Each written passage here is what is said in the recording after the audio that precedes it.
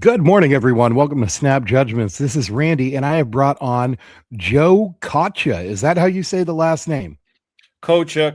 I've heard way worse. I've heard Coccia, but yeah, Coccia, like coach, Okay. you know. All right. I'm not embarrassed to admit I looked up a pronunciation of this because I didn't want to screw it up that badly. So, I No cheated worries. a little I've bit, heard but it way is what worse. it is. Hey, listen, we live in the time of information. If you're not cheating, you're not trying hard enough. Okay. That's right. So people are going to give us shit because we're Pats fans, and I just said that, but it is what it is. All right. It is. So listen, we brought Joe over here into the Snap Judgments draft room, and we are going to go over some Patriots mock draft scenarios. Now, some of you guys saw me bring Pete Collins on earlier this week, and we did a Fanatic Mode, 3-round Fanatic Mode 5 times. Joe and I are going to switch it up a little bit. We're going to go with a 4-round Fanatic Mode. That's 5 picks because we have 2 4th-round picks. And we're going to do that 3 times. So we're going to go a little deeper, fewer iterations.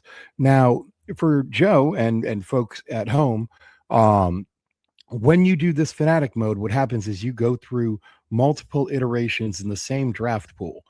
And what that means is that as you pick, those players are no longer going to be available to you, period. So we'll go through the first 4 rounds. And if we take, say, what we saw Pete Collins take Akeem Messidor, the first iteration in the first round last time, Akeem Messidor was never available to us again. We could never pick him again. And it goes like that throughout all the rounds. So it really makes you dive deep into your bag and find players. And it also helps you get a handle on like kind of where you should be targeting, or where the Patriots, I guess, but where we might be targeting certain position groups in the draft. So Joe, if you want to go ahead and introduce yourself. Sorry, I talked for a bit there. Yeah, no worries. Yeah, so Joe Coccia, LFG Pats Pod. So I just actually got done shooting my podcast. So Mike and I had Bryson and Pats Pro on. We had a lively chat about the current events, obviously free agency and Max Crosby and all kinds of fun stuff. But no, I'm from Rhode Island. I was just saying to Randy, we started our podcast last year around this time, so we're 50 weeks in. So in 2 more weeks, we'll be exactly a year in. So I was just explaining to Randy how amazing that Patriots social media is, between the pure fans, but then also the content creators. There's people that just kind of aggregate and create their own opinions and posts. And there's content creators who create podcasts. There's people who break news. There's, it's really amazing, the community and what we've been able to do and accomplish in a year. So Randy, you're a part of the family now, right? I think that's how it works here is, I came into this thinking, it would be very cutthroat and, why am I going to help this guy? He's a competition. And it's the exact opposite. Everyone's super friendly, super helpful. I know it sounds corny, but it's true. I mean, there's a bond between, I think, Patriots fans and Patriots social media. So Randy, X is the place. You got to get in it. You got to be on it all the time. It's fun. It's a lot of fun. Yeah, no, and that's how it should be too. Really, that's at the end of the day, that's how it should be. So listen, everybody, get on over there, follow Joe's podcast. I'm going to put the appropriate links in the description to this video. Follow him on X, Twitter, whatever it is you want to call it.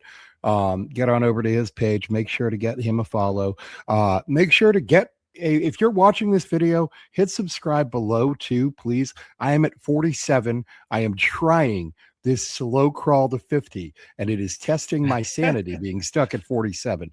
So if you folks could just help my sanity a little tiny bit, hit that little follow. I just need 3 subs, 3 to 50. I'll be happy. It's I'll free. Shut up about it. Free. There's no cost. Yes, it's free. It will absolutely make my day. I promise. So anyway, you mentioned the Max Crosby thing. The funny thing is I had Steve, he's a Jets podcaster. No last name, just Steve. But from the draft professors on last night, well, this morning. And as soon as we clicked off, he texted me and he was like, "Did that Max Crosby thing happen while we were live?" Yes, it did. Oh, that's awesome. So yeah, I didn't even have really a chance to cover it. Look, it's a mess, apparently. I'm hoping it's a mess that maybe we'll be able to take advantage of. It You never sounds like know. Raiders are trying to stick hard and say they want the two firsts. I find it awkward. It's a little bit like that, like couple that like cheated on each other and now they share a Facebook page. Hmm. So I'm not sure how it's going to work between those two parties, but it's certainly interesting. Yeah, it to me it does feel like one angle to this is the Brady angle, right? Which, Brady has been very indifferent towards Patriots fans. We just gave him a statue. He says he doesn't have a dog in the fight. All these different things he's done to kind of, show that he doesn't have really any allegiance or alliance to us as fans or as the Patriots. And then you see this happen, and I can't help but to feel like I don't feel bad for you. I'm sorry. Like, I get it. Yeah. Like, Brady was amazing for many years, very selfless, right? He gave up a lot of salary and a lot of things for the team. His marriage being one of them. And then Kraft clearly hosed him over with the, selling to the private equity firm over him. He wanted to buy into the Patriots and Kraft didn't sell. So I get it. I get the animosity, but at the same time, you're kind of giving the middle finger to the fans too. So, and I kind of respect the hustle of the Ravens, right? The Ravens clearly got to have their cake and eat it too. I mean, they were having Max Crosby in there. They were like, all right, let's see what he's got. They kind of were put in a pickle where they said, all right, Trey Hendrickson's still out there. I don't buy it that they were going to have them both. I think that's bullshit. Yeah. They just looked at it and said, he's still out there. We can just pay him and not give up any draft picks. Yeah, I think we'll do that. All right, here you go. Now there is a huge PR backlash. So who knows, right? Did the doctors talk him out of it? There was a, Cowboys doctor there. Was he kind of like there on behalf of the Cowboys and maybe not being so impartial, or was his knee completely hosed and it was just the right call? Who knows? But to me, it's a very sketchy situation, and I don't feel bad for Brady at all. Yeah, I mean, it's going to be interesting seeing what kind of teams and players and whoever else wants to deal with the Baltimore Ravens too from now on, because they're certainly been painted as kind of a villain in this situation. And look, I don't know enough of the details. I wasn't inside any of the rooms. I'm not going to pretend I do. Speculation, yeah, but I do know ever since Adam Schefter turned on the fire hose of news, and we have been absolutely that's what it feels like with free agency. Okay. And literally what there we could know be a here in New fire England, going on and we're like, we gotta like, exactly right. We gotta drink from the fire hose. I don't care what's happening. listen, what we know here in New England is our big three free agents are not coming back. Okay. Caleb Von Chason, Jalen Hawkins, Caleb Von Chason to the Commanders, Jalen Hawkins to the Ravens, and Kyrie Tonga to Kansas City. None of those guys will be back. They will be replaced. We have a bunch of free agents that we've already signed, including Kevin Byard, Draymond Jones, and AVT, Elijah Vera Tucker, being the three big names. But we still have plenty of holes to fill. I think, what free agency has done is kind of given us a decent base. We can certainly afford to take BPA, for instance, maybe. We've got starters everywhere along the offensive line. We have reasonable starters in the wide receiver room. We have reasonable starters across the defense right now. So what do you think how do you think it impacted kind of the draft strategy going into this thing as we go into this mock draft today, Joe? Yeah, I think it's a fair question. I think right now we know enough to say, like, okay, this is what we got and where do we have holes still, right? The big glaring, and I put a post about this earlier, the big glaring holes that we see in no particular order at this moment is, linebacker, right? We have linebackers. Gibbons is now unrestricted, but we don't have depth, and really we don't have a second starter. And then when it comes down to it, we have an edge, right? We have Harold Landry, who's coming back from surgery, and we have Draymond Jones, who's a great signing, great value signing. I really love that signing. We should have had him last year if Amy Adams Strunk didn't hate Vrabel so much. I think we would have had Draymond Jones last year. It's amazing how much animosity is throughout the league towards us, towards guys they're who have so just petty. do nothing but show up and do their job.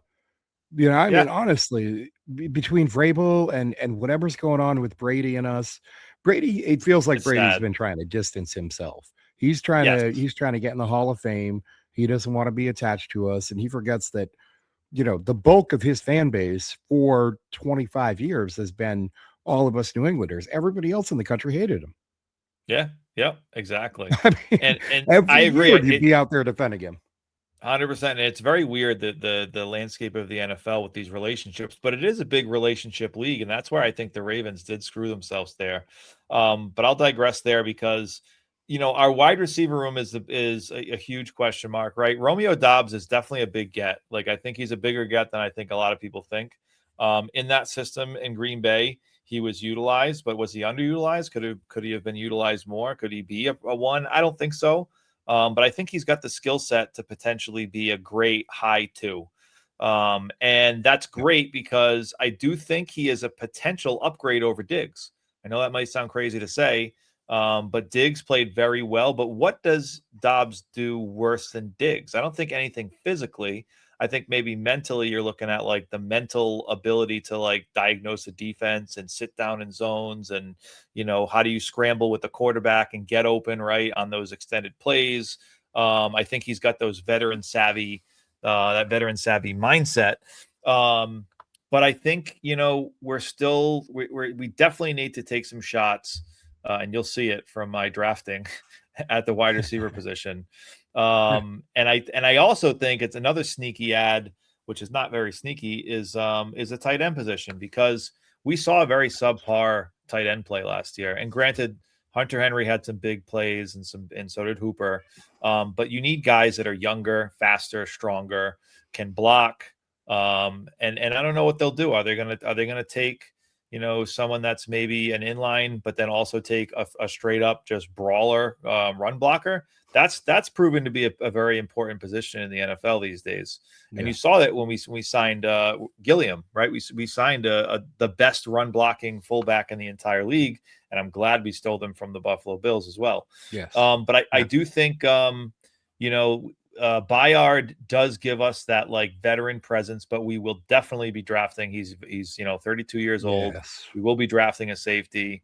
But I think we've seen enough right now. We're like, okay, maybe they go get another edge. Maybe like to me, I really like Cameron Jordan. He's still out there. He's 15 years into the league, but he had 10.5 sacks last year, and he's a great edge setter. So like stick Cameron Jordan on one side and Draymond Jones on the other, and man, I think we'd be cooking. So Yeah.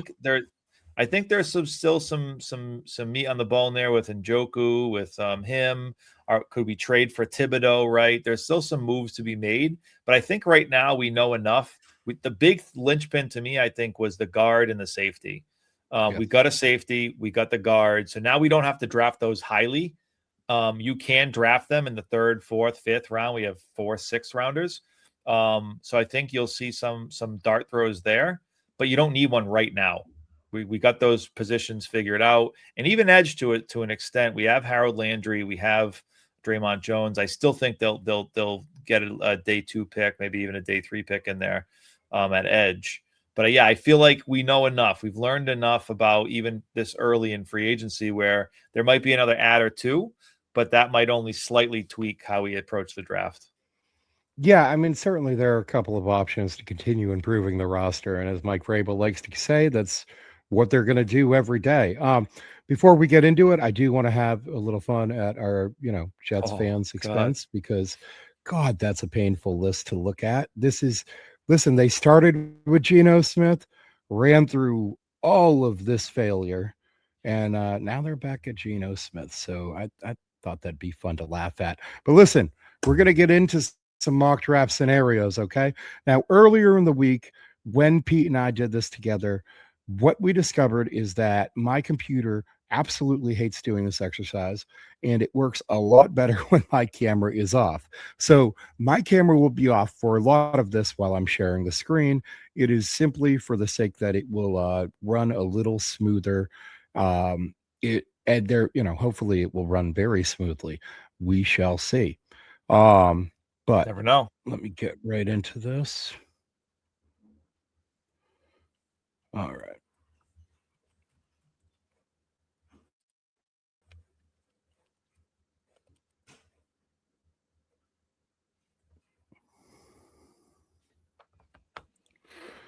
All right, here we are. So what I've done is I've set randomness at 8, right in the middle. And what that means is that the teams ahead of us, well, the AI teams in the draft, half the time will not necessarily be forced to take the BPA on their board. Now, Okay. all of these boards are driven, the draft boards within this particular simulator are driven by the picks made by the fans. Every team has a different draft board entirely, and you almost never get the same mock draft. Awesome. Yeah, it's very unique like that. This simulator is fun to use for the Fanatic mode. It's fun to use for regular drafting. I do not use it because, or I don't use it for trades. Like if I intend to trade, this one's just, it's weird the way that it's kind of laid out and such, and you certainly can't involve players. So it's not perfect, but it's definitely fun for this sort of thing. Are we allowed Right to here, we're trade gonna back? do Are we allowed to trade back at all? no No. trades. Okay. So just literally, No okay, trades. just This is straight just up stick and picking. pick. Okay. All right. All right. Yep. Yeah, like I said, the trades in this are wonky and weird, and I don't like the way that they kind of even display, let alone I've never actually completed a trade in one of these, and I've run hundreds of mock drafts on this site. So we're gonna hop right into it here in iteration 1. Now remember, the player that you pick here will not be available It's to gone. It's you literally ever out of again the in universe. any version of this. We will do 2 more versions. You will be unable to pick him.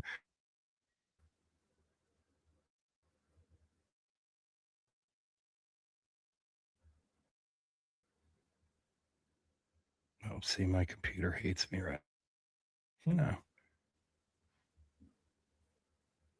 All right. We are here. Okay.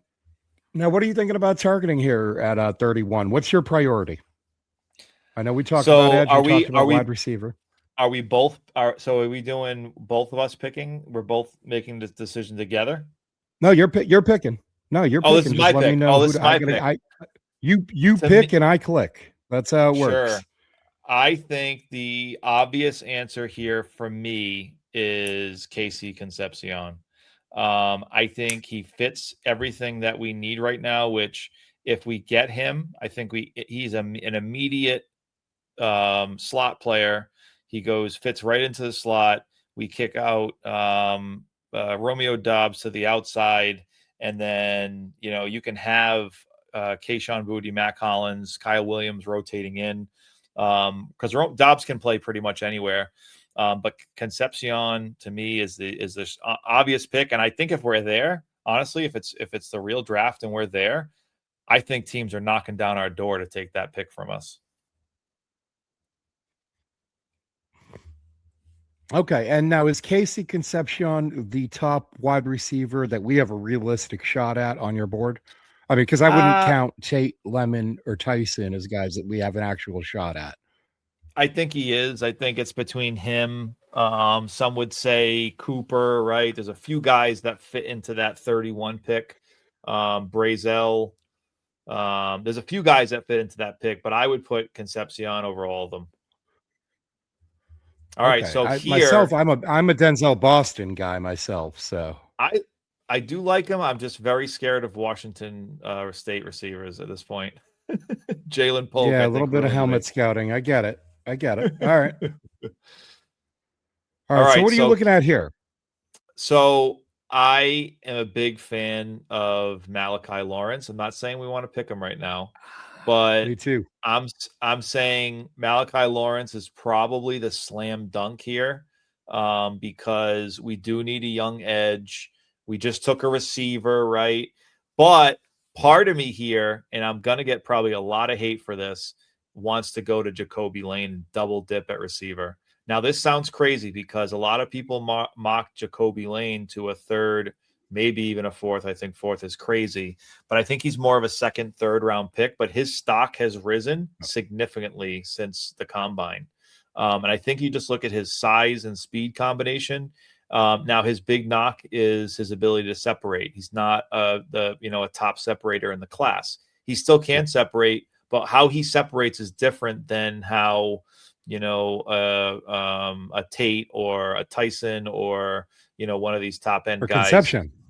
Yeah, Concepcion, or even Concepcion, right? So to me, his separation usually happens on two spots: at the release point in the beginning, because he's big and fast, and so you're not going to be able to press him very well, and he's got a very, very complex release package. And then at the point of attack, at the ball, he's very good. His body control is insane.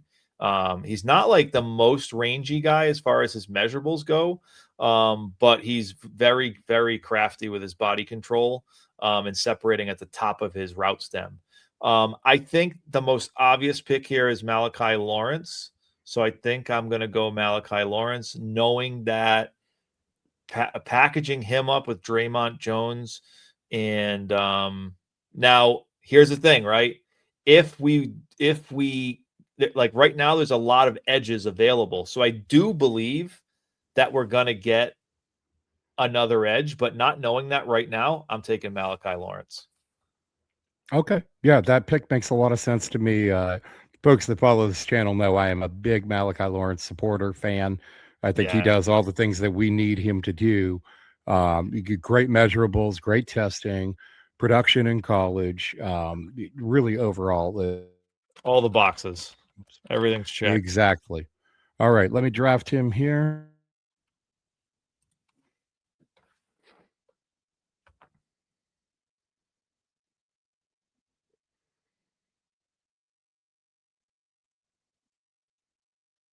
This is where it gets interesting. So this is where I know we can't trade in this, but there's a lot of great picks coming up in this draft where I feel like our 4th, 6th round picks, we could do a lot of moving here, and we could. Oh, wow, Jacoby Lane is there. Are you kidding me? He's still there. Oh yeah, I think he's about a third round projection for a lot of people. I agree with you. I'm a big fan of Jacoby Lane. I think that like I watching some games this year of USC.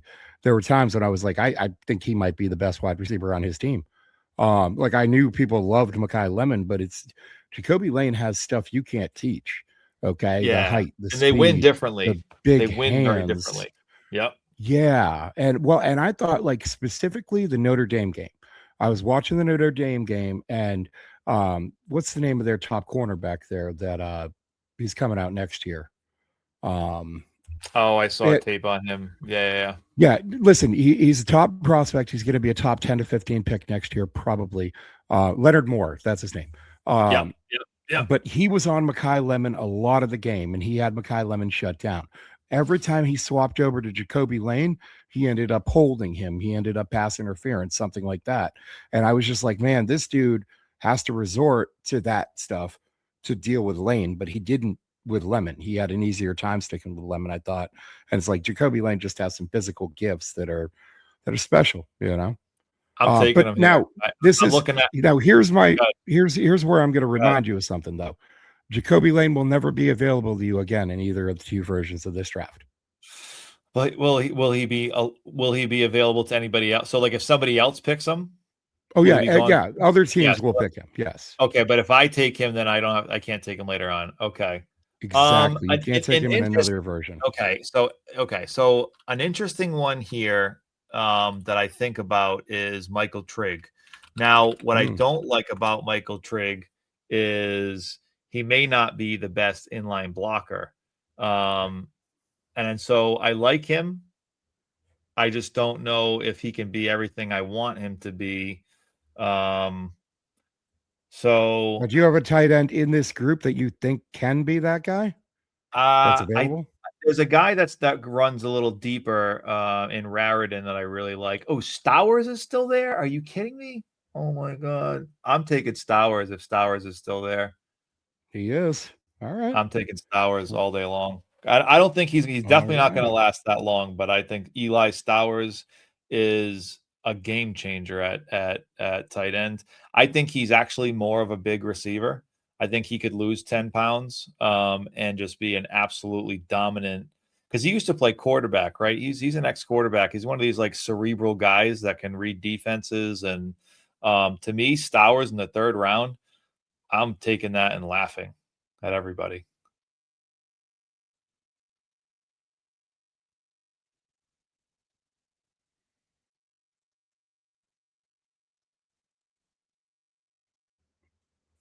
Yeah, and an incredible athlete also.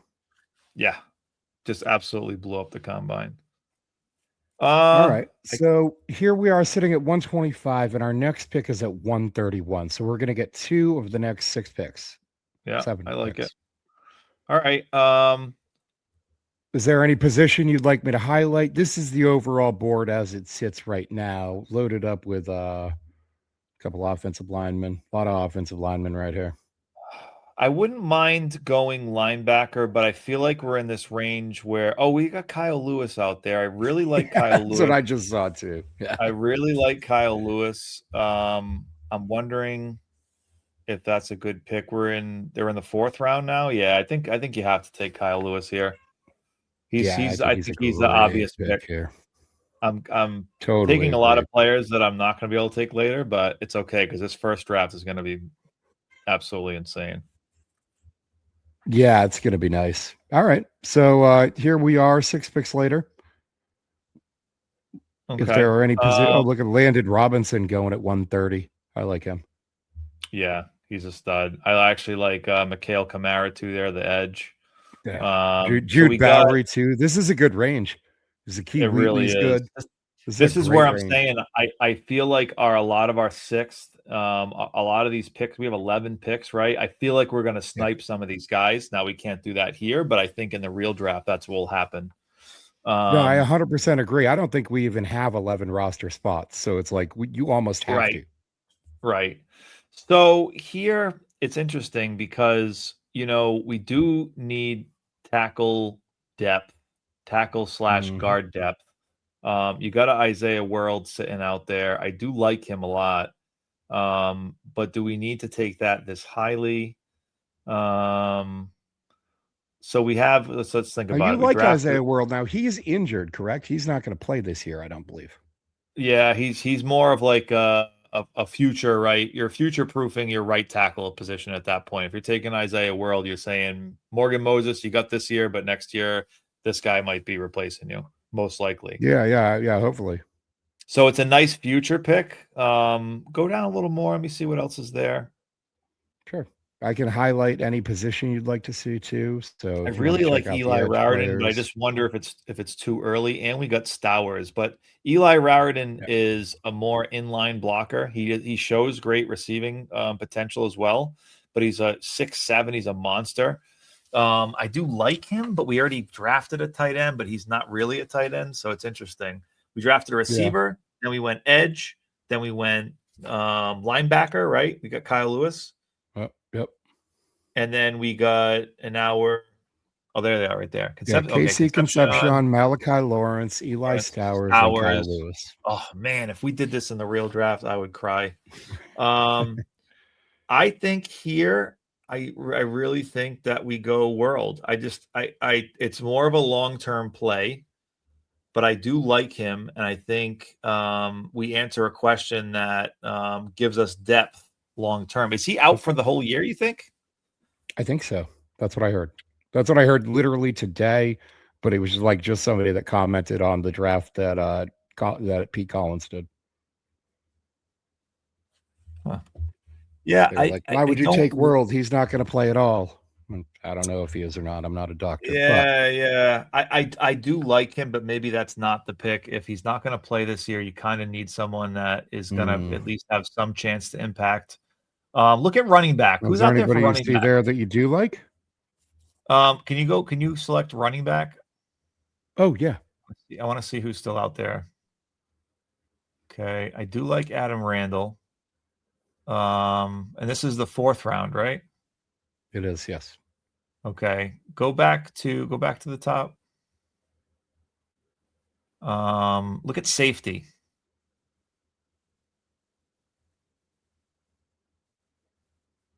Safety's been picked pretty clean by this Oh point. yeah, safety's pretty. So this is not the time to take a safety. Okay. No, note to I self. like Yep. I like Bishop Fitzgerald, but he's a deeper stash. All right. Let's go tackle. I think I know who I'm taking now. Let's get Fa'amoe Okay. from Wake Forest. Fa'amoy. All right. Yeah, Out of kid he's out a of Wake little Forest. he's a little deeper of a pick. But I do think he's got the size and he's got the ability to swing inside too. So I just think that for us, it's more depth. Okay, so now we're back. Now we're just rolling right into iteration 2. I like it. Carnell Tate. Yeah. Urban Bank, Caleb Downs. Yeah, I mean, Okay, you can see it. It's cool.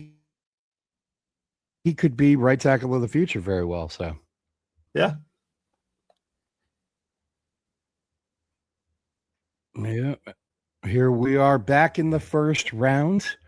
And you will see that Casey Concepcion will not be available to us any longer.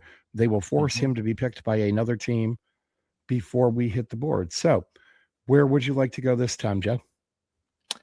I think we have to take the other shot here. I don't love this pick. I don't love Chris Brazel, but he's got smaller hands.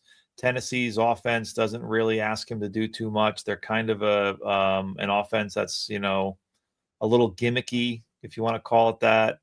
I like him. I don't love it. I do like his measurables, though. I like his speed. I like his size. So I'm taking Chris Brazel. Have to do it. Yeah. Listen, he's a good deep threat to pair with Drake May. It's not a bad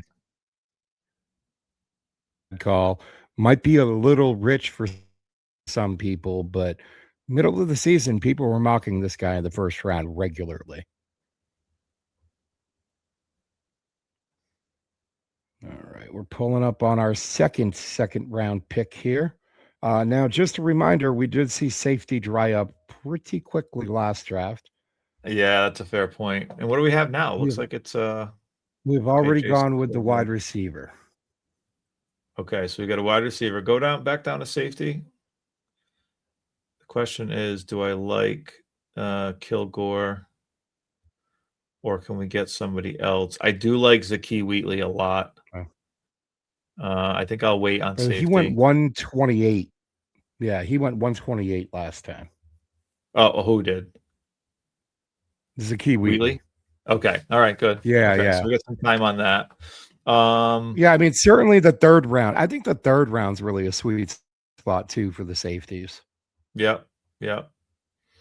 Let's look at edge. Look at that second round. The second round is really a sweet spot for the wide receiver spot, though. It is. It's look interesting. At that. Maybe another iteration or something. Hurst, Fields, Lane, all right there. All right. So you wanted to look at tight end, you said? Yeah, no, nothing there that I like. Okay. Let's see. Give me O tackle. No, I wouldn't want to invest in an O tackle. Give me edge. Did we look at edge yet? Not yet. Malachi Lawrence was taken by the Rams. Again, not available to us any longer. I like Danny Dennis Sutton here. I think that's a valuable pick. I'm going Danny Dennis Sutton. Now, we didn't pick TJ Parker. TJ Parker was available for a 31st pick. I semi-regret that, looking at how the receivers fell. But let's see how it shakes out.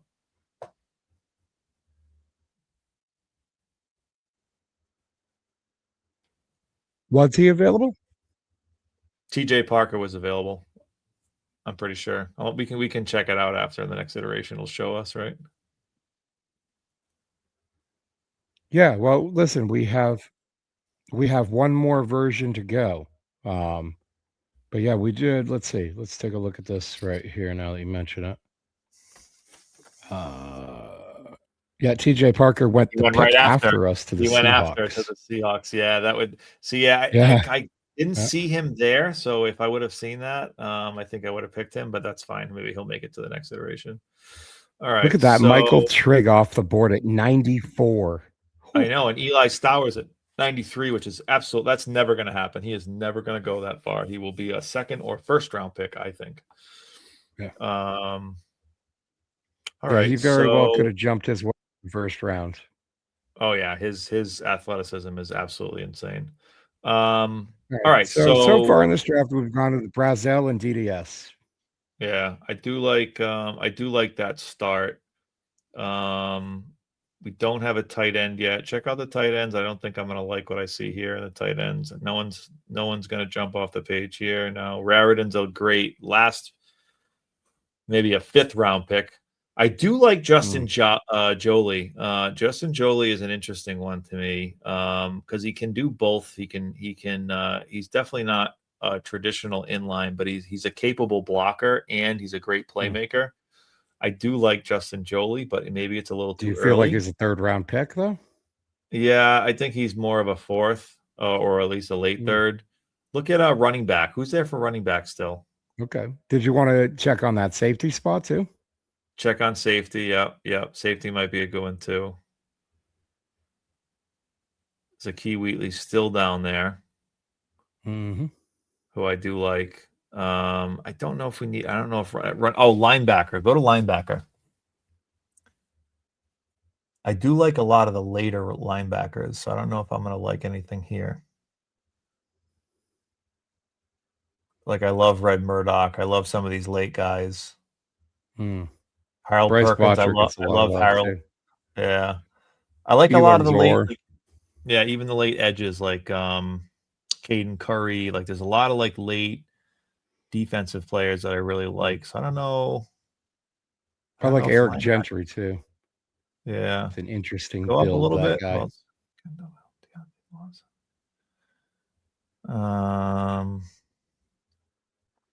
Go back to running back.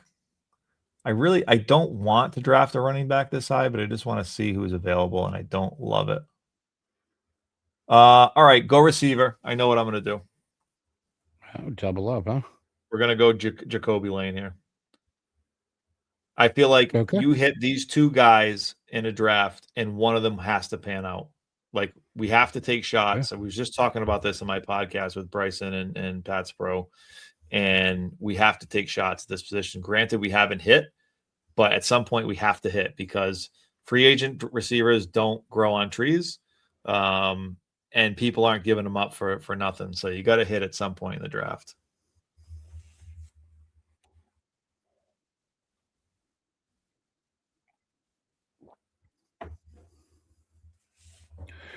Yeah, I 100% agree. You know, people always talk about us trading for AJ Brown, and I'd like to remind people, maybe Mike Vrabel doesn't think he needs to trade for AJ Brown since he drafted AJ Brown in the 2nd round.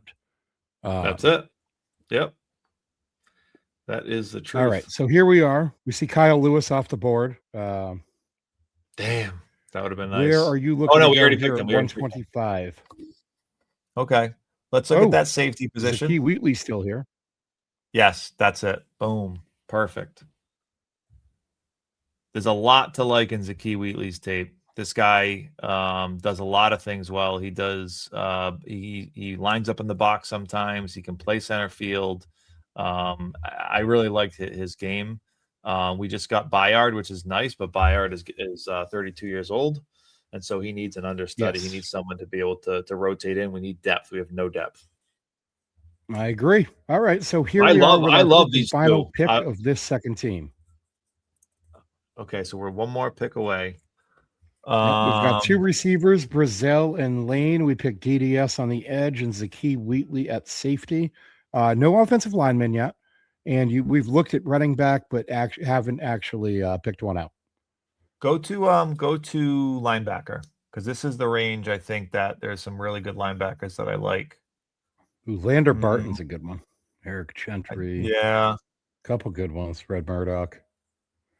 Yeah, that's I think later round is where where if you miss out on Kyle Lewis and Josiah Trotter and what's his name, Rodriguez, and there's a handful of them that are really good. If you miss out on those, there's still plenty of guys late.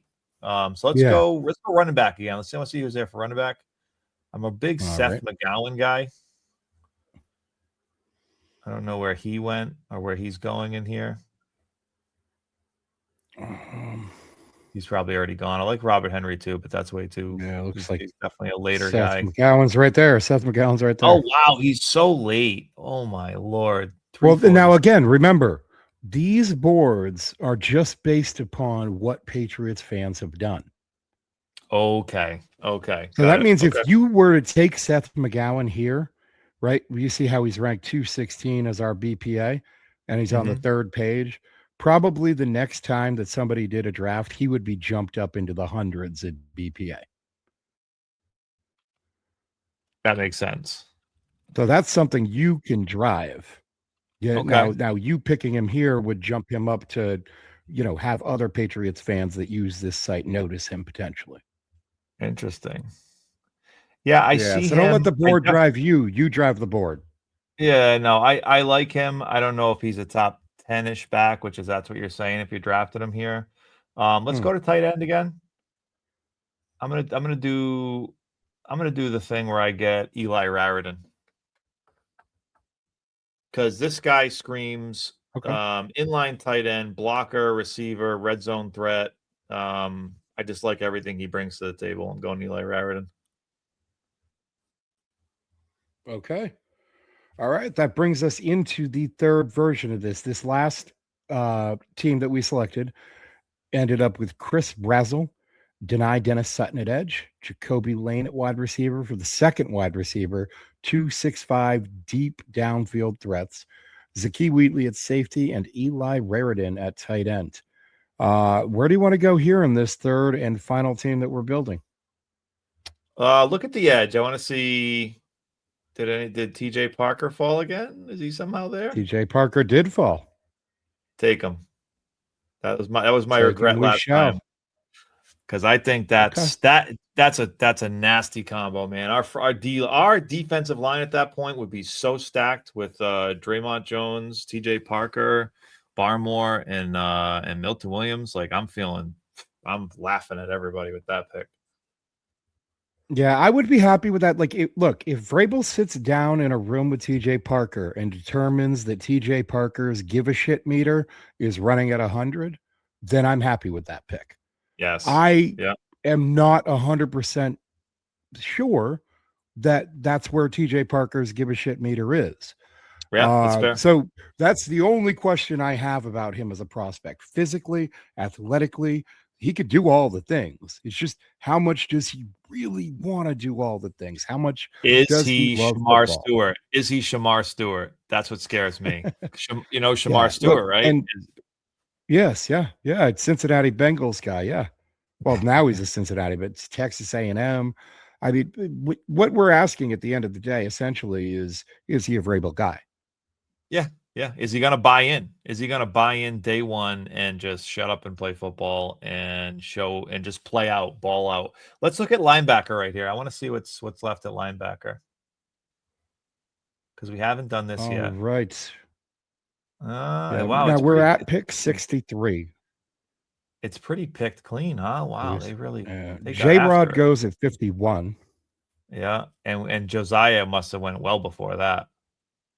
Yeah, on this simulator, I think he probably goes in the 20s. People on this site love him. Holy God. Where is he? See. Is he up top? Is he way up top? Did you just hold on? I think he's way up top. Really? Oh, there he is. No, there he is. No, I found him. 46. Okay. 46. All right.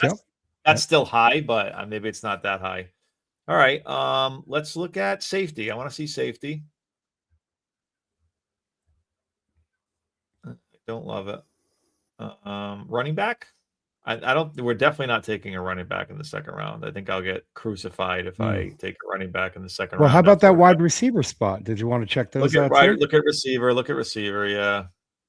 I just know I took all my guys already that I really like in this position. go down a Now, little do you bit. not like Hurst? Do you not like Fields? How do you feel about Bryce Lance? I think Bryce Lance is great. I just don't think I would round this draft out with Bryce Lance. I do like Ted Hurst. I just I don't know. Maybe I need to watch more of him. I know he's very steady. But is Yeah. he electric enough to take this high? Yeah. Do I think I mean, he's Hurst and Lance to me too, it's a little bit like like jumping a kid from middle school to like D1. yeah, When yeah. you go from Georgia State, when you go from North Dakota State to the NFL, you're jumping like 3 levels, and I worry about that sort of jump, especially in this high Yeah. pick. And I kind of would rather go to someone who's more sure. What do they have for tight ends? I don't think Yeah. Now, anyone's what do you like? Howard. What do you know about, or what do you like about Malachi Fields, or dislike? I like him. He doesn't stand out enough to me. I like the top end, and I like the mid kind of round 3, round 4 guys. I just Yeah. don't like this range of receiver. I think that they're good. Even guys like Sam Roush, these guys stand out, right? That Sam Roush is probably an I interesting love one Sam because Roush. Yeah. he's just got this like athleticism. He's big. He kind of does everything. Yeah. Sam Roush's size. I think he's like 6'5", 240, 250, something like that. 6'6", 267. Yeah. I'll think tell this you, is and this is practically blasphemy, but for whatever reason, I just keep thinking about Gronk when I see Sam Roush. Because I'm like, yeah, they're both yeah. big guys. They can do a little bit of everything. Gronk wasn't Gronk coming out of college. So, like, who knows where the ceiling is? But that's who I always think about. He does a little bit of everything. And I think he's a better pass catcher than people think. He had some really awful quarterback play at Stanford. Yeah, I like him. His athletic profile is pretty damn good. He's got a 10.6 broad jump. He's got a 4.7 40, 25 on the bench press. His short shuttles are pretty phenomenal. And he's 6'6", 267. Yeah, I'm taking Sam Roush here. And look at the size of the mitts on this guy, too. 10 plus inches. Oh, yeah. Yeah, exactly. So I think that's the play if you're looking at prototypical tight end, which there aren't a ton of them in this draft that are this athletic. Yeah, I think I'm taking Sam Roush here. I think that's a good pick. All right, there we go. Sam Roush it is. We're headed to the 3rd round on this 3rd and final team that we're building. I like all of these drafts for different reasons. It's kind of crazy. Yeah, no, and it's just interesting. That's why this Fanatic Mode is so interesting to do. You get totally different builds. Yep, and they all work for one reason or another, and sometimes they don't work for some reasons, and you just kind of learn about what range that you might see people get targeted. Yeah. Here we are, this 5th and final draft. We've gone T.J. Parker at edge, Sam Roush at tight end. What positions do you want to explore? This is an interesting point where a guy like Miami, guy like Markel Bell interests me here. He's definitely available. He's probably a later round pick. We probably could get him last, but he's a guy that I really want to see us draft because he's a complete monster. And we need tackle depth. I doubt he can play guard. Right. Just the height. It's hard to put a 6'9" guy at guard. Yeah. So to me, like Morgan Moses is, he's not a guy who doesn't get injured, and he's going on 37. So we do need to spend a little here, but I think we can wait till the next round. So I'll pass on that for now, and I think he'll still be there when we pick again. Do you think you'd want Markel Bell at right tackle? Because I think it's left tackle or bust for him. He cannot run block. And Markel Bell is one of those guys that worries me. He's kind of got skinny legs and a weird build. He's a little heavier in the midsection. Like he's got bullshit weight on him. Like he's just trying to get his weight up, but he's not doing it in a healthy way. Like Emil Wagner is a guy that Emil Wagner came into the season. He was weighed about like 290, something like that. And the book on him was you got to get bigger, you got to get stronger, you got to gain weight. Throughout the season, he showed up at the combine and at the Shrine Bowl. I think it was the Shrine Bowl. It was like 305, and the combine was like 306. And it's like, this is a guy that's steadily gaining weight and strength, and it's good weight. It doesn't look bad on him. Markel Bell, I feel like the weight doesn't look great on him. Yeah, that's fair. I do. Yeah, I think you're right. I think Markel Bell might be a little stiff. He might play like he might be like a Marcus Bryant, right? We drafted him in the 7th round last year, and now, what do you think about Jude Bowery? I don't mind him. I think as long as we draft a capable run blocker and potential future right tackle / swing tackle, because we just lost Vidarian Lowe. So I think we need a guy who has that capability to play right or left in a pinch, or even play sixth lineman, right? Because we had, Munford, right, last year, who we brought in on a kind of in a pinch.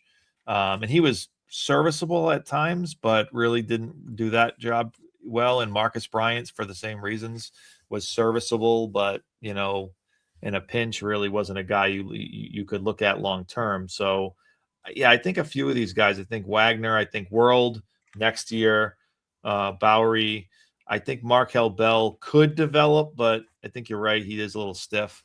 Let's look at a different position though. I want to, because we have what? We started with an edge, then we went tight end, and now I'm thinking edge, tight end. Now I'm curious, linebacker, safety. I'm curious, you haven't at all in this process asked about interior offensive line. Do you not feel like that's a need, or do you feel like that's something you'd want to target later? I want to target it later, and only because we have Elijah Vera Tucker on a very lucrative contract, which it is game based, which is good. But I do have a lot of trust in him. And honestly, if the disaster happens and he goes on IR or he misses a game or two, I still feel fine about Ben Brown. I felt fine about Ben Brown in the Super Bowl, right? I was saying pre-Super Bowl, do we just give Ben Brown the job over Jared Wilson just for this game? Because I think Ben Brown is a more capable pass blocker than Jared Wilson at guard. And I think where he lacks is he's not very athletic in the run game. He's not going to pull, and he's not going to make these crazy, second level blocks. But he's capable from a pass pro perspective. So to me, it's a later need. And I would actually rather go after a guy that's like maybe an injured guy, but has a real high upside guard for the years to come. Like a more long-term option at guard, I think is what I would be looking at. But we need a linebacker badly. We definitely need a linebacker. Well, here we are at the linebacker grouping. Do you see anybody you like? Anybody that jumps out at you? I don't mind. I don't mind Kendall Daniels. I think, what's his size look like? I haven't done too much work on this guy. I just want to see his size because that dictates a lot. Size and athleticism. Yeah, 6'5", 242. He doesn't really scream to me a Vrabel guy. Vrabel wants. Do you like Deontay Lawson, or is he too small for you? No, I think his athleticism definitely is where it needs to be to fit into this offense. He's definitely not as big as forget the last guy's name. Yeah, 6'2", 228. Yeah, I think this is fine. I think not that I want to pick him right now, but I think let's look at the safeties real quick. I want to look at the safeties. And we already took an edge. This does seem to be the range they're about to go to, because Jalen Husky, Genesis Smith, Michael Taffy. I do like Taffy a lot. Go to receiver. We didn't take a receiver yet in this one, right? We took a tight end. No. Okay. We still got Bryce Lance on the board, the kid out of John Carroll. I do like Bryce. I do like Bryce Lance. I don't mind Skylar Bell. Let's go to linebacker. Deion Burks. Do you think Deion Burks can be a successful receiver? Or is he just a kick returner? Yeah, I don't love. I feel like he's a guy that we've picked in the past, and I don't love him for the Patriots. Okay. The gadgety, kind of receiver that. Granted, could he be a slot receiver? Could he be? We do need a slot Right. receiver, but I think I'm going to pass on him. I think I'm going to go linebacker here. Okay. And is Kendall Daniels the guy you like here, or is there another one? No, I think I'm going to go Deontay Lawson. I think I like the Okay. size, the speed of Lawson. We don't. Vrabel's not really looking for the big thumpers, right? We got Gibbons, we got Yes. Ellis, we got. Gibbons is probably going to be gone, but Ellis and Spillane, right? These guys that can go sideline to sideline. So to me, I think that's the pick. Yeah, that makes a lot of sense to me. Lawson was a real good in QB spy situations. I thought he read the QB's eyes very well, made a lot of plays on the ball.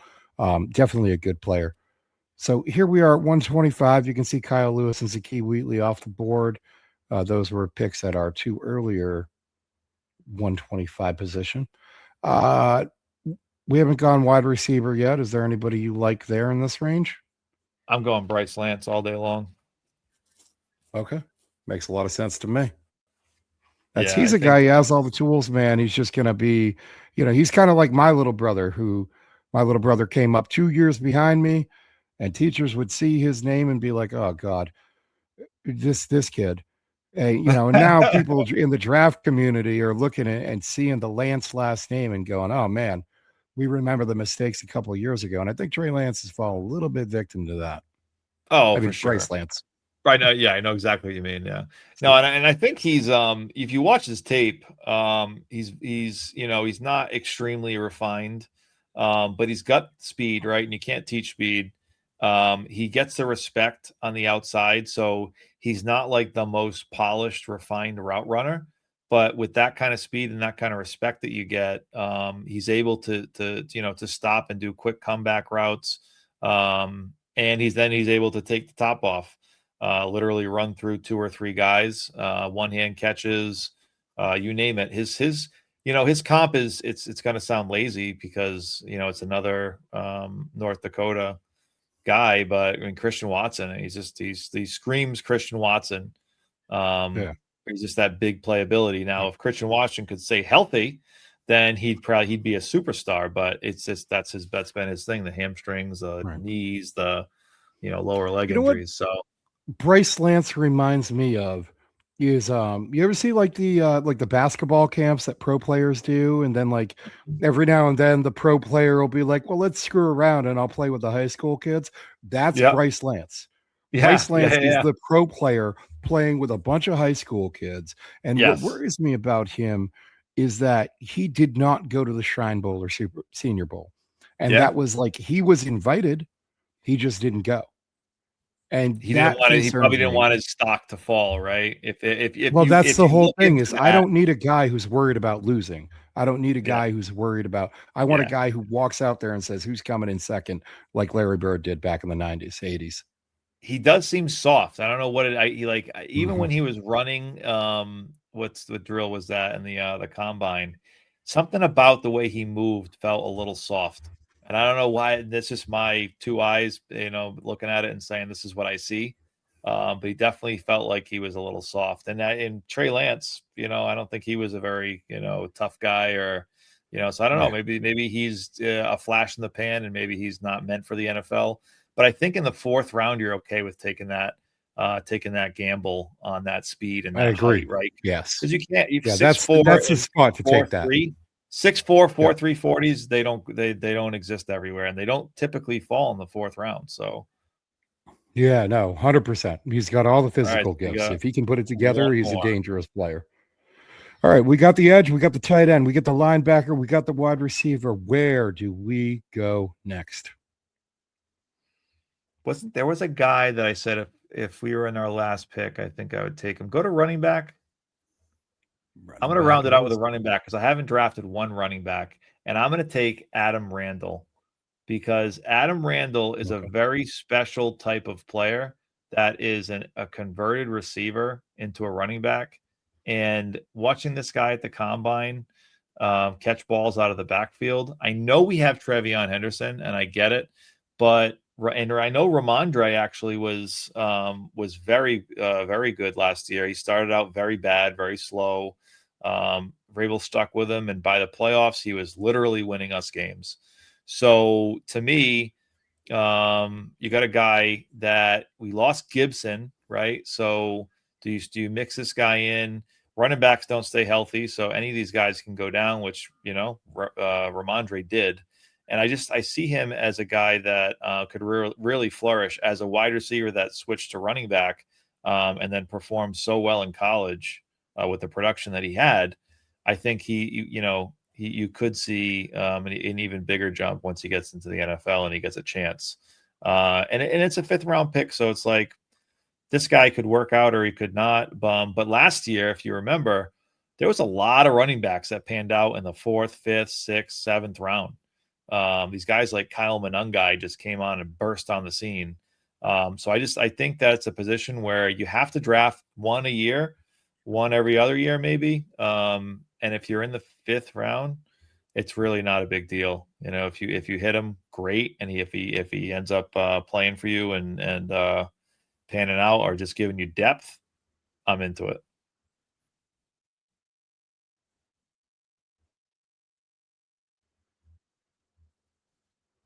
Yeah, no, I mean, it's certainly a reasonable range, especially a guy you like. I think last year's class is a little bit different than the expectations out of this year's class. Oh, for But sure. yeah, I think this is certainly a reasonable range to take a guy like Adam Randall. So to go over these teams real quick before we get out of here, which we will be doing soon. This was team 1. Casey Concepcion at wide receiver, Malachi Lawrence at edge, Eli Stowers at tight end, Kyle Lewis, a little bit of a linebacker safety tweener type, and Fa'alili Fa'amo at offensive tackle, perhaps a right tackle or swing tackle of the future. How do you feel about this team overall? Would you be happy with this draft? I mean, it was I your would first be draft, so I assume so. I would be absolutely ecstatic about this draft. I think I would be laughing to the bank. I don't think Eli Stowers will go there because he's just so athletically gifted. But if we can go into the year with Romeo Dobbs, KC, and Eli Stowers mixed with all the other guys we already have on offense, I think I don't think we need AJ Brown. I mean, if we can pull this kind of draft off, forget it. Like all bets are off. And then you just add Malachi Lawrence to an already juiced defense, and then Kyle Lewis as a rotational guy to kind of get his feet wet and get him playing games. Who knows if he makes some starts? But Vrabel's shown that he doesn't care if these guys are good. Craig Woodson, which I think we were all not scratching our heads. We were all like, okay, all right, Craig Woodson, and we didn't see that pick coming. Right. And guess what? He was probably the best starter we had as a rookie last year. Like, let's be honest. Oh yeah, I mean, he started the most snaps of any defensive player last year, and he was just a rookie. It's He was unbelievable. certainly the best defensive player in the Super Bowl, at least for the first half of the game. 100%. And so you never know. Like these guys can pan out. All right, let's see this one. Yeah. So this is the second draft. Now we double dipped on the receiver position here. Chris Brazzell, Jacoby Lane, DDS at the edge position between them. And then Zaki Wheatley at safety and Eli Raridan at tight end with our last pick. How do you feel about how this one came out at really attacking that receiver spot and giving a tight end, but kind of staying away from the linebacker and trenches? Yeah, I would have liked to see this because Zaki Wheatley, I think there are safeties we can get for depth, like Bishop Fitzgerald. There's guys later that I like that I think we could, because we don't necessarily need a safety right now to play right now. We have our 2 safeties, but you also need depth. You need someone who can step in and you can feel confident in a pinch or an injury or whatever. But I think we have a more pressing need at linebacker. So I would have liked to see a linebacker here in that slot. Other than that, I love the rest of the draft. Like, there's not one thing I would change about it outside of that. Yeah, I mean, Tel Pettis has certainly stepped up when asked, in small batches here and there. Yep. But I wouldn't feel bad about having a third safety. There were earlier in this draft cycle, I was hot on drafting Dylan Thieneman in the first round. Oh There's no yeah. chance he falls to us now. But No. And I like Kamari Ramsey too. I really do. I like him a lot too. yes, yep, yeah, I think he's a second round pick. Oh, they hated me Um, on the Sam Roush and Yeah, Randall. Sam Roush might have been a little early, but the problem with that is he's going to go at like 75 or 80. We can't trade in this draft. If we Right. could, we'd move up from 95 to like 80 with a couple later round picks, grab him there and get an A. Yeah, this is where I do like both the trade down and the trade up scenarios. I've done a ton of mocks on PFF, and that 63 pick, I see sometimes like Josiah Trotter, I see some guys that fall down there, and I'm like, okay, smash, hit this pick. But then a Yeah. lot of times I'm also like kind of underwhelmed, and I usually end up trading out of that slot. So yeah, I definitely forced Sam Roush there. But do I not like it? No. I mean, I love it actually. I think it's a great it's a great need for what we need. Now, are we overdrafting based on what we need? Yeah, I think so. Yeah. But I love TJ Parker at 31. That is literally you run up to the podium and you slam that pick in and you Yeah. laugh. Like you literally I think that's one of the best. Like people have Zion Young to us. Give me the upside of TJ Parker. I don't care. Like I'll take the gamble on it. It's the 31st pick. You can take gambles at 31. And I like the upside. Deontay Lawson. This guy's got a crazy ability to get from sideline to sideline. Vrabel needs that. Vrabel needs somebody who can spy the quarterback and that can track people down from behind or get to a spot. He does not want slow in this offense. We've seen it with Julius Peppers and all these box safeties. He's like, get out of here. If you're not versatile and you Yeah. can't run, then you're not someone on this defense. So I think Deontay Lawson fits that. Was it early? Probably. Bryce Lance, I love him as a player. I think at this time, like we talked about, you're getting someone that's 6'4" and runs a 4.3 40. Say less. Like there's Mhm. nothing more you need to really say there. And Randall Oh, again. it's a home run swing. It's a home run Yeah, swing. yeah, you got to swing for the fences, and we didn't Mhm. select. This is probably the worst one, only because I really want us to hit home runs with receivers in this draft. We have like a receiver or an elite tight end, like a Stowers or a Sadiq. Sadiq's out of our range, but I think if he falls to like the 20s, which probably won't happen, then I think we could. I would love to see us move up and grab a Sadiq. I think we need to make a Yeah, that splash would be here. We need to make a splash here on offense. But so this is probably my least favorite one that I like. fair enough. Yeah. Hey, listen, they're not all going to be home runs, but look, I think if you mix and match some of these and you project out a little bit, I mean, look, TJ Parker in the first, maybe in the second, you go like a Jacoby Lane or something like that. Yeah, Then exactly, you end up exactly. bouncing back between some of these, getting the linebacker later in the third round, maybe the tight end, Sam Roush, Stowers, whoever happens to be there, who knows? Mhm. All right, listen, on that note, we're going to get out of here. Um, I'd like to thank Joe for coming on, joining the Snap Judgments Draft War Room, running through some of these scenarios with us. Um, it's always interesting to kind of like work these scenarios out and really be forced to go deep into your bag of players because you've already taken 4 players in the fourth round and those guys aren't available to you anymore, so your my guys are gone fast. Yeah, I like it because it does. I've done a million mock drafts, but I've never done that format. So it's really interesting because it tests your depth in each of those positions, and it Yeah, forces you to look at other options that you wouldn't. So to me, that's great because this is what we're here for, right? We're here to learn players. We're here to put ourselves in awkward positions because at the end of the day, exactly. the real draft will do that. That's the hard part about the real draft is you don't know what's going to come and you don't know who's going to be there. So it's everyone likes to think that we can be GMs and we're all why are these guys, or well, I could do a better Yeah, job and me and my buddies could do a better job, and it's like get in the position with the players on the board, and then you have a clock sitting there looking at you dead in the face, and then decide if you can still do that job, because it's tough. You got to make phone calls. If you don't like where you're at, well, now you got to change your position, and that's going to take that's no small feat. So, but yeah, I definitely appreciate it, Randy. Thank you so much for having me on. It's been a lot of fun. Yeah, no, it was a good time, man. And we're shooting this late at night, so thank you for making time for us. We're gonna get this up first thing in the morning.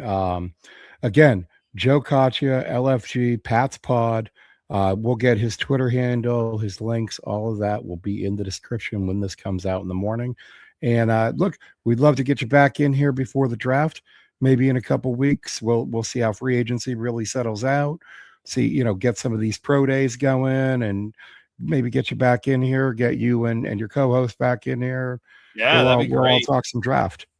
Yeah, and so just so you know, guys, we're actually and Randy, you're more than welcome to come. We're hosting a draft party. So on round 1 of the draft at Rogue Island in Providence, my buddy owns Rogue Island. It's in the arcade in Providence. Have you been to the arcade? Yeah, I've been through there. Yeah, I know a guy that works there, actually. A couple folks that work down there. Oh, that's interesting. So. Yeah, good place, good people. We're having a draft party. Fanatics is not sponsoring it, but they're providing a lot of stuff for us to give away. So I have a Fanatics rep that's hooking us up with all kinds of jerseys and shirts and hats and all kinds of Patriot swag. So I'll be there. Pete Collins will be there. Scotty B from Pat's Planet will be there. Mike will be there. Carlos Los Talks Pats might be there. He's actually in he's on the West Coast. He might fly in. So I'm trying to get him to fly in. I tried to get Savage, but he's got some family stuff that I think he's coming in from Disney or something. So he's like, I don't know, the day before I'm flying in from Disney, so I don't think I'm going to make it, but it's going to be big. So Randy, you should go. It'd be awesome to meet you in Breaking news. Randy will be there. Yeah, there we go. You heard it here first. Hey, free food. No, I will absolutely be down there. Yeah. That's awesome. Yeah. Hop, skip, and a jump from my place. And it's friends and family too. So if you want to, kids will be there. It'll be family. It'll be very a good environment. Absolutely. It'll be a plan. All right. Well, listen, we'll try and get you back in here one way or another in between then and now. We will absolutely plan on being at the draft party for the draft. I want to thank everybody for watching. And look, it's time for us to get out of here and call it a night. I am old and I enjoy my sleep. So hit the outro.